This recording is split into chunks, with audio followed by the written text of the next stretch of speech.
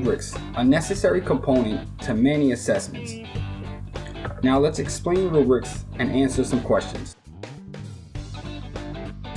First off, why should you use a rubric? Well, some types of assessments are inherently subjective.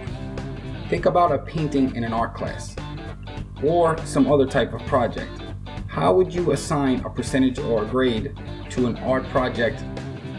You need some sort of standard or some sort of measure for these alternative assessments. Rubrics offer some type of criteria for these subjective assignments. They help eliminate the bias that comes from these subjective assessments. Rubrics create a sense of fairness. More specifically, rubrics offer assessment objectives and desired outcomes. They provide clear and defined goals. Now, how should you use rubrics? What is the best way to incorporate the rubric into your classroom assessment?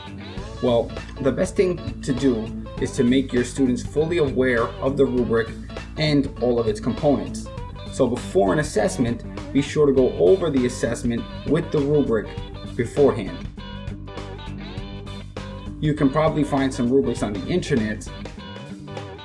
Most of those rubrics are going to be very generic, however. You should try to create your own rubrics, though it will take some time. Now there are two types of rubric. One type of rubric is the analytic rubric. These rubrics grade student work by specific components. The number of components in the rubric may vary. However, each component can have a point value, usually from 1 to 4, although that can vary as well. But you can score a student on a component up to any number. These analytic rubrics offer much detail to subjective assessments. The second type of rubric is the holistic rubric.